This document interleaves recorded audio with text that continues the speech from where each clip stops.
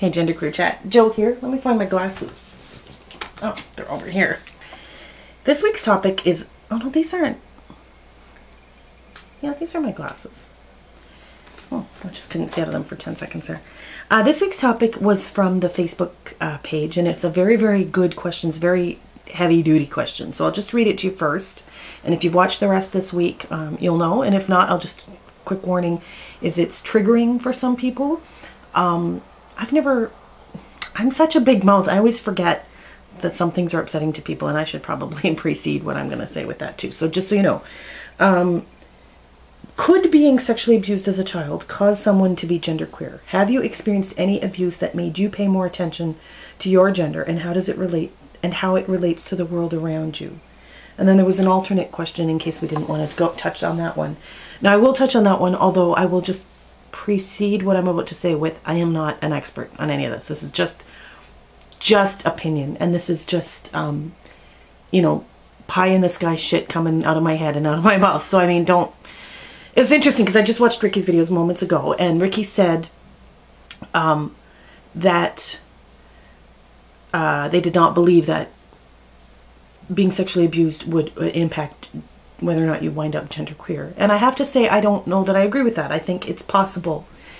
And I will start by saying that I was never sexually abused. And however, a lot of people who've met me in real life suspected I was, based on the way I am and the way I act.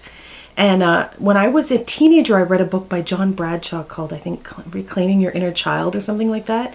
And basically, there were like checklists that you could go through, and based on your personality traits, it would say whether or not you needed to reclaim your inner infant or your inner toddler or something. And I came out very strong that I think it was an inner infant that I had problems with. And I remember talking to my mother because the man who delivered me, Dr. John Minnick, M-I-N-I-C-H, you can Google him if you want, when I was 19 years old, he got thrown in federal penitentiary for sexual misconduct with patients. He'd been molesting patients his entire practice. And he delivered me when I was born, and I had him up until I was 19. So my mother once said, do you think, or something about, did Dr. Minnick ever touch you? And I said, no, not that I recall. And then I asked her, do you think he ever touched me when I was, before I was verbal? And she said, no, I was always in the room, and no, it never happened. But it was funny because I'm so, you know, I've got issues. I've got some issues. One is I'm a very hands-off person. I don't like to be touched. I have issues with intimacy. People suspect, and have always suspect, that I was a victim of sexual abuse based on my nature. And it's just interesting. I don't know that I take that as anything at all other than I share some of the traits that I guess victims of sexual abuse display. But that's not to say they're mutually exclusive or whatever, because I, as far as I know, was never sexually abused. However, I was raised in an alcoholic family, and I think a lot of who I am stems from being a child of an alcoholic. And that's its own form of abuse, I suppose. Abuse is the wrong word for it, but you know, it's a dysfunction. It's a family dynamic that's fucked up, and as a result, you're going to suffer consequences of that. So that's my preamble to all of this. So the question was, do you think, could being sexually abused as a child cause someone to be genderqueer? My gut instinct was yes, it could. I mentioned him in a previous video. I had an ex-boyfriend who was bisexual, but actually gay, but trying to be bisexual, I guess, because he was with me for a time. And he was molested most of his childhood. And I remember at the time, I was about 19, 20, 21 when I was with him, 20, maybe 20. And I remember his ex-boyfriend said to me, Pat's ex-boyfriend, the guy in question is Pat, said, oh yeah, Pat was molested all through his childhood by his dance instructor, and that's how he became gay. And it was funny because back in the early 90s or whatever, or late 80s, and we all kind of accepted that as fact, and we didn't question that, like, could being molested make you gay? We just said, oh, Pat's gay because he was molested when he was a kid. Which in retrospect is kind of dumb, don't you think? But that's what we thought, and that's what, maybe that was the way he phrased it, or maybe that's what maybe when he came out, because he was Irish and Catholic, it was difficult to just say you're born gay, so he blamed it on this abuse. I don't know. But all I know is childhood abuse obviously affects you in so many different ways that you'll never 100% understand what came first, the chicken or the egg, right? But I think sexual abuse would be one thing that definitely impacts how you see yourself and how you behave sexually. I don't think it impacts who you're attracted to sexually. This is what I wanted to say. I do believe 100% that behavior and in and out are two totally different things. What's in your head, the way you behave is one way, and how you feel is another way. Now, if you're healthy and normal and in tune with yourself, you're behaving in ways that are congruent to who you truly are. But a lot of people who have been sexually abused, a lot of girls, for example, I know, grow up to be kind of slutty or whatever you could say, or promiscuous, or not discerning at all with who they sleep with, because they have low self-esteem and low self-worth, and they were taught this from a very young age from their abuser.